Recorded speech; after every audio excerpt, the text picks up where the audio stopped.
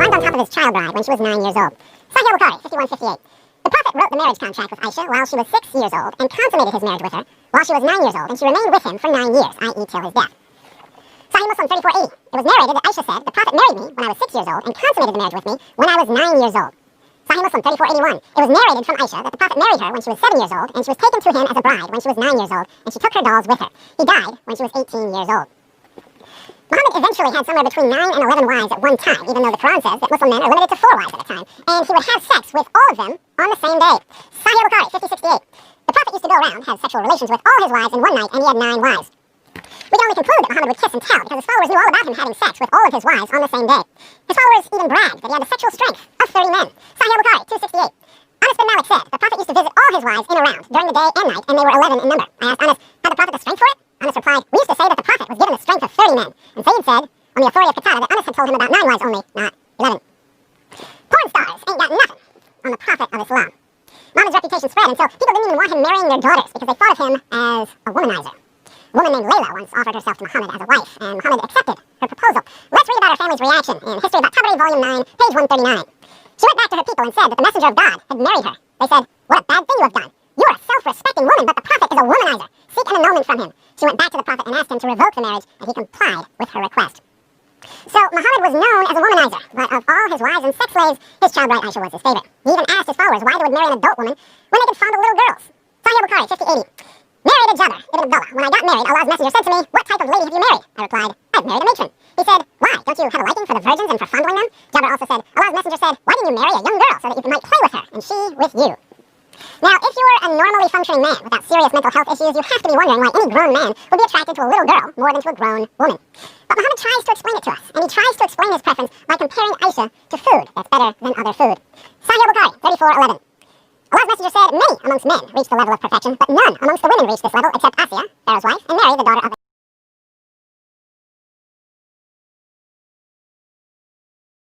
The hadith reports about Prophet Muhammad visiting all his wives in a single night are often presented to suggest that he used to have intimacy with all of them every night. Polemicists pick upon this to add a further pejorative tone to their depiction of the fact of Prophet's polygamous life. This article seeks to address the issue by putting together other reports on the subject showing that it happened only once and to a specific end. 1. Introduction. Hadith reports are isolated pieces of information and need to be collated together to make right sense of them. In this age of digitization, while the major hadith collections have been translated and made available to masses, there is no automated solution to educated collation and comprehension issues. The way hadith about the Messenger of Allah, peace and blessings of Allah be upon him, visiting all his 9 wives in a single night has been treated online as a case in point. The critics and gullible common Muslims fall under the impression that the hadith suggests every night the Prophet would have intimacy with all his wives. Most responses also go after the impression and try to answer in ways unknown to traditional Muslim scholarship. In this paper we shall examine the hadith in detail, and try to place it in the wider context without seeking to break with the idiom and immediate sense of the wording used. 2. The hadith of Anas bin Malik. We shall bring together various reports that mention the visits of the Prophet to all his wives. The most commonly quoted hadith comes from Anas bin Malik and is narrated 4 times in the most authentic collection of hadith, Sahih of al-Bukhari. At first instance the translator, Muhsin Khan, puts it as, the Prophet used to visit all his wives in one night and he had 9 wives at that time. 1. And at the other 2 instances he adds a parenthetic note regarding the visit and puts it as, the Prophet used to pass by, go round, have sexual relation with all his wives in one night, and at that time he had 9 wives. 2. And at another instance the hadith is reported with slightly different wording. Anas bin Malik said, the Prophet used to visit all his wives in a round, during the day and night, and they were 11 in number. I asked Anas, had the Prophet the strength for it? Anas replied, we used to say that the Prophet was given the strength of 30 men. 3. The purpose of the visit. The translator does not always add the parenthetical note that the visit was meant for intimacy, making one wonder if it was the case. The word yatuf and yadur used in the hadith ordinarily mean going around and visiting without entailing anything about the purpose of the visit. However, once used with regards to a person's wives, they do suggest about intimacy. 4. Routine of the Prophet with regards to visiting his wives. As for the routine of the Messenger of Allah regarding paying visits to his wives, it is reported, narrated, Urwa, Aisha said, O nephew, the Messenger of Allah would not prefer any one of us to another with regards to spending time with us. Hardly a day would go by without him visiting all of us. He would come close to each woman, without touching her, until he reached the one whose turn it was, then he would spend the night with her. 5. This narration plainly establishes that although the Messenger of Allah routinely visited all his wives, he did not have intercourse except with one whose turn it was that day. 6. 5. Resolving the apparent contradiction. The narration of Anas bin Malik seemingly contradicts the report of Aisha. Aisha says the Messenger of Allah used to have intercourse with only one wife on her day, whereas Anas said he visited all his wives in a single night and the purpose of the visit was intercourse. 5.1 The hadith of Anas is temporally restricted, even though the translation of the hadith of Anas given above suggests that it was the general practice of the Messenger of Allah to visit all his wives in a single night. Bringing together other reports make it clear that it happened only once. Firstly, the narration of Anas itself mentions that when the said thing happened, the Prophet had 9 wives and 2 concubines. It is known that the Prophet did not have 9 wives together except in the last years of his life. He married Maimuna in the month of Dhu al-Qa'dah 7 and, therefore, what Anas reported could not have happened till that year. Of the 2 concubines, Maria came to Medina in the year 8 and Raihana died on return from the farewell pilgrimage in Dhu al-Hijjah 10 few months before the demise of the Messenger of Allah. Therefore, the incident must have happened between the early 8 and late 10. Moreover, another version of the report of Anas clearly indicates it happened only once. One day the Messenger of Allah went to have intercourse with all his wives with a single bath. 10.5.2 The particular incident refers to the farewell pilgrimage al-Hijjah al-Wida. The particular incident refers to the farewell pilgrimage al-Hijjah al-Wida. Aisha reports, I used to put scent on Allah's messenger, and he used to go round his wives, and in the morning he assumed the ihram, and the fragrance of scent was still coming out from his body. Musan Khan translation 11 The mention of assuming the ihram clarifies that it was about a singular incident at the time of the farewell pilgrimage. Another version of the narration has unequivocal wording to imply the same. I scented Allah's messenger and he went round, had sexual intercourse with all his wives, and in the morning he was a muhrim after taking a bath. 12 It may be pointed out the hadith of Anas in all the 4 instances in Sahih al-Bukhari uses the word kana, which the translator understood to imply persistence and routine. The narration of Aisha likewise has kuntu. In reality, however, the word kana does not necessarily imply persistence and routine. Al-Nawawi d. 676 1278 explains this, citing Aisha's report as an example. في حال مينة، المختار الذي عليه الأكثرون والمحققون من الأصوليين أن لفظة كان لا يلزم منها الدوام ولا التكرار، وإنما هي فعل ماض يدل على وقوعه مرة، فإن دل دليل على التكرار عمل به، وإلا فلا تقتضيه بوضعها. وقد قالت The preferred view held by the majority of the experts of juristic theory, al-Usulin, is that the word kana does not necessarily imply persistence and repetition. It is about past tense signifying the occurrence for once. If independent evidence proves repetition, it may be taken in that sense, otherwise for itself the word does not imply this. Aisha said, I applied perfume kuntu utayabu on the shirt of the Messenger of Allah before he performed tawaf, circumambulation of the Kaaba, and it is known that after being with Aisha he never made the pilgrimage except once, i.e. the final pilgrimage. She used kana about a singular happening. And it cannot be said that she may have applied perfume in his ihram for Umrah, because by consensus it is not permitted for the one performing Umrah to apply perfume before tawaf. Therefore it is confirmed that she used kana to refer to a singular event as stated experts of juristic theory.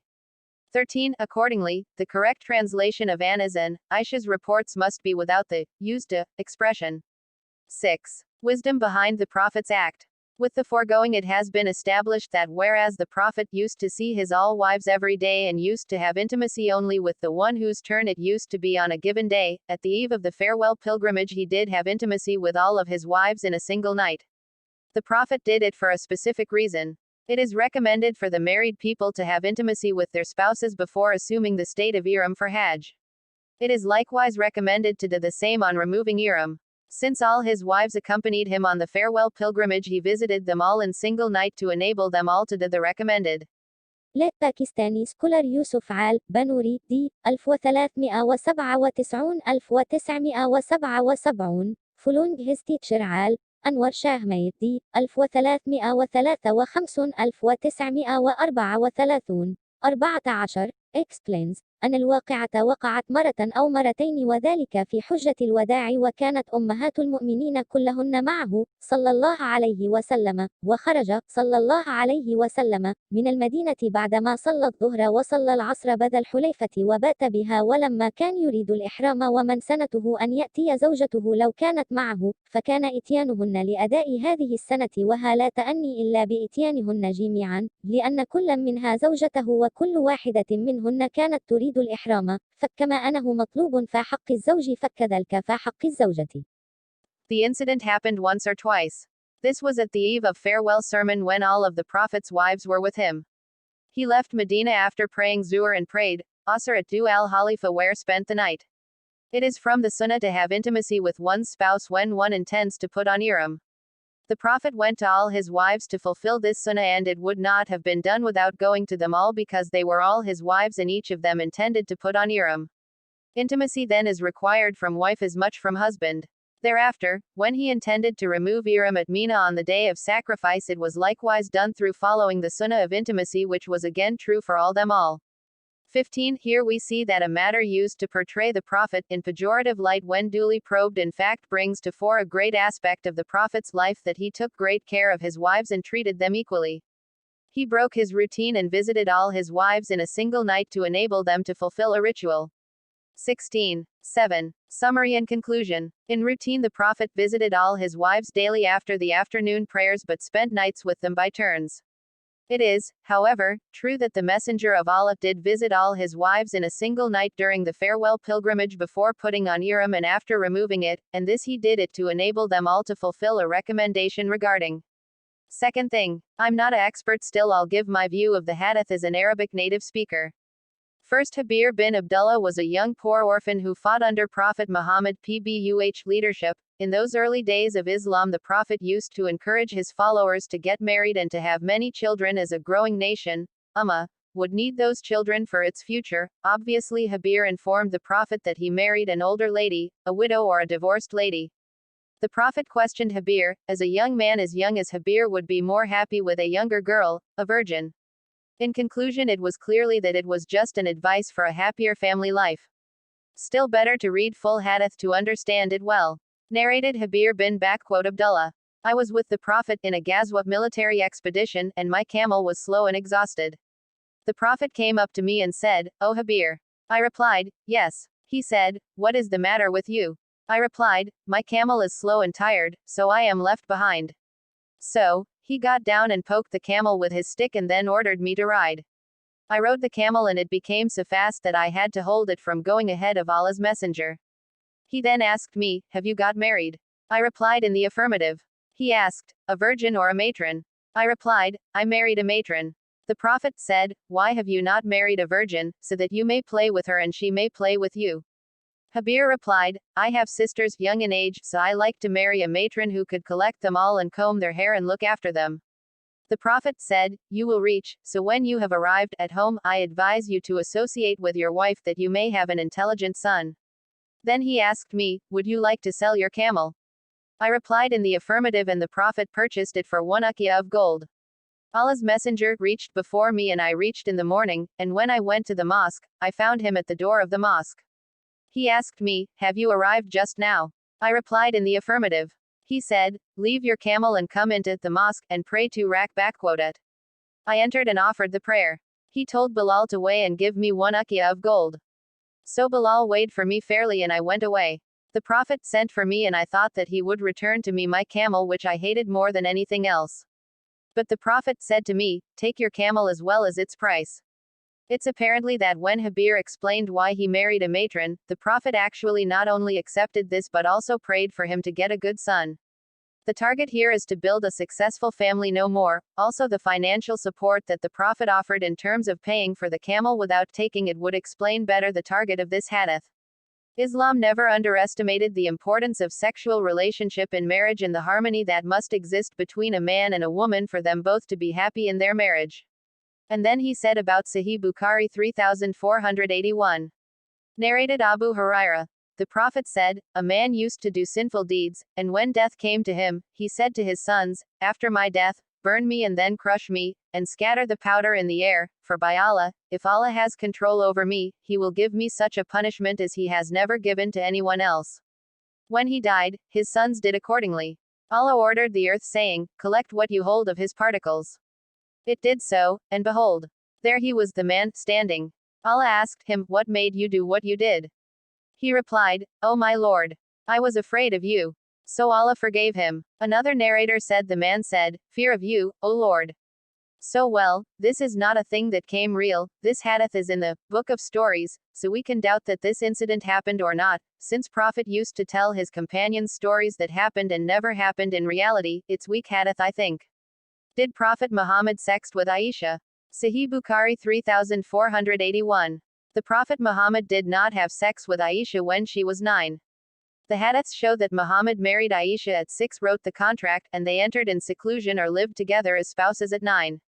Not sex. The reason for the translation of sex or consummate is not because it literally means sex or consummate but because the Arabic word, dakhla, means to enter, so when it says to enter her, the translator took it to mean sex or consummate. While this expression can refer to sex, it is also a term used to mean to enter a house or secluded place to meet someone. Verse 337 of the Quran uses the term, enter her, from the word, dakhla, to refer to entering the place of a woman who was in seclusion in prayer. Sahih Bukhari Volume 7 Book 62 Num 95 does the same in referring to entering a woman's home. The question is whether the context refers to sex or entering in seclusion, and when we see that there is no hadith that literally means sex, while there are clear hadith that literally say that they lived together, seclusion, as spouses, Sahih Muslim Book 8 Num 3311, then the context clearly shows that it refers to living together, not sex. You may wonder, what is meant by living together in seclusion as spouses? In Islamic tradition, a couple completed the marriage once they began to enter in seclusion together as spouses after the man gives a wedding gift mahr to the woman and a wedding ceremony is performed, as stipulated in the marriage contract they entered. We know this because whenever consummate is used in a hadith that gives more detail regarding marriage, it is always in reference to a wedding gift from the man to the woman, mahr, a wedding ceremony, or spending time in seclusion as spouses. We also know that it was only encouraged for a man and woman to be in seclusion with someone who is mahram, one prohibited to marry due to close blood relations, such as her brother or sister, etc. Sahih Bukhari Volume 7 Book 62 Num 160. This gives evidence that part of being married was to begin entering in seclusion with each other, since being in seclusion with the opposite sex who is not a close blood relative was discouraged. Staying in seclusion was a sign that the couple was married. In short, the hadith does not say they had sex when she was 9. Dakhla means to enter, so when it says to enter her, the translator took it to mean sex or consummate, but as shown in verse 337 of the Quran and Sahih Bukhari Volume 7 Book 62 Num 95, it can also refer to entering in seclusion, and when we see that there is no hadith that literally means sex, while there are clear hadith that literally say that they lived together, seclusion, as spouses, Sahih Muslim Book 8 Num 3311, then the context clearly shows that it refers to living together, not sex. Last, this is if we assume the hadith is actually true, for there is also evidence that the hadith is not reliable. Through investigation, you will find that most narrations come from Hisham ibn Urwa, and most scholars agree that he is not very trustworthy as his memory depleted as he got older. The reports also come from Iraq, which makes it more dubious as the Prophet and his companions are most likely in the region of Mecca and Medina. Additionally, the reports do not come from the Prophet or Aisha herself. Another person in the chain of narrators is Al-Amash, who has been classified as being guilty of tadlis, concealing the name of the reporter whom you get your information. As such, either the hadith itself is unreliable, or if reliable, then the context means that they lived together as spouses, not sex. Did Prophet compared Aisha with meal? The scholars differed as to the meaning of the perfection of women. Some said, it refers to prophethood. Ibn Hajar said in Al-Fath, it is as if he said, no women attained prophethood except for so and so and so and so. Al-Fath, 6 447. This view is mistaken. The refutation of this idea is as follows. Some reports also add and Khadija bint Khuwailid and Fatima bint Muhammad. Narrated by At-Tabarani. We know for sure that Khadijah and Fatima were not prophets, but they are among the women who attained perfection. So what is meant by women who attained perfection is the perfection of close friendship with Allah, wilaya, the status of a wali, and not the perfection of prophethood. Al-Nawawi said. Al-Qadi said, this hadith is used as evidence by those who say that a woman could be a prophet and that Asiya and Maryam were prophets. But the majority say that they were not prophets, rather, they were siddiqas, siddiq, one who speaks or testifies to the truth, and wali is close friends of Allah from among the Allah of Allah. The word perfection is used to describe something that is the best, the ultimate in its class. What is meant here is that they achieved the highest degree of virtue, righteousness and taqwa. And Allah knows best. Shar Muslim, 15/198, 199. Shaykh al-Islam Ibn Taymiyyah said. Al-Qadi Abu Bakr, Al-Qadi Abu Yala, Abul Mali and others mentioned that there was scholarly consensus that there could be no female prophet. The Quran and the Sunnah do not indicate that, as it says in the ayat interpretation of the meanings. And we sent not before you, as messengers, any but men unto whom we revealed, from among the people of townships. Yusuf 12, 109. The Messiah, Esaa, Jesus, son of Maryam, Mary, was no more than a messenger, many were the messengers that passed away before him. His mother, Maryam, Mary, was a Siddiqa, i.e. she believed in the words of Allah and his books. Al-Ma'idah 5, 75. Here it is mentioned that the highest degree his mother reached was that of Siddiqa. Majmu'u al-Fatawa, 4396. Secondly, the hadith Fatima is the leader of the women of the people of paradise except for Maryam bint Imran. Narrated by Ahmad, 11347. Its isnad was classed as Hasan by al-Hafiz ibn Hajar in al-Fath, 7/111. This hadith proves that Fatima is better than Asiya. If Asiya had been a prophet, Fatima would not have been better than her, because Fatima is not a prophet. Thirdly, Al-Karmani said, the word perfection does not necessarily imply that she was a prophet, because the word perfection is used to describe anything that is perfect or is the best in its class. So it means that she reached the highest degree in all the virtues that belong to women. Al-Fath, 6/447. This is the correct understanding of the perfection of women referred to in the hadith. Fourthly, and the superiority of Aisha to other women is like the superiority of tharid to other meals. Ibn al-Qayyim said, tharid is composed of meat and bread. Meat is the best of those foods that are eaten with bread, and bread is the best of foodstuffs. If they are combined, there can be nothing better than that. Zad al-Ma'ad, 4/271. Al-Nawawi said, the ulama said, it means that tharid is better than broth, and tharid with meat is better than broth without tharid, and the tharid that has no meat is better than broth. What is meant by better is that it is more nutritious, more filling, easier to digest, more enjoyable and easier to eat. A person may eat his fill of it quickly, and so on. It is better than all kinds of broth and all kinds of food. The superiority of Aisha over other women is great as the superiority of tharid over other kinds of food. This does not clearly state that she is better than Maryam and Asiya, it could be that what is meant is that she is superior to the women of this ummah. Shar Muslim, 15/199. Ibn al-Qayyim said, discussing the relative merits of Aisha and Fatima. To say that one thing is better than another without discussing it in detail is not right. If by better I mean the one who has more reward from Allah, this is something that cannot be known except through the text or report al-Nas because it has to do with the deeds of the heart, not only the deeds of one's external faculties. How often have there been two people, one of whom did more visible deeds, but the other was of a higher status than him in paradise? If by better I mean the one who has more knowledge, then undoubtedly Aisha was more knowledgeable and brought more benefit to the ummah, for she conveyed knowledge to the ummah such as no one else conveyed, and the leaders and rank and file of the ummah alike need her. But if by better I mean of nobler birth and origin, then undoubtedly Fatima is better, for she is a part of the Prophet, peace and blessings of Allah be upon him. This is something unique, which she shares only with her sisters. If I mean leadership, then Fatima is the leader of the women of this ummah. When discussing the question of superiority from all aspects and approaches, this is fair and just. When most people speak about who is better or superior, they do not discuss the matter in detail or take a balanced approach. This undermines the truth, and if it is compounded by bias or whims, it becomes ignorant and wrongful talk. Bada'i al-Fawaid, 3/680, 683.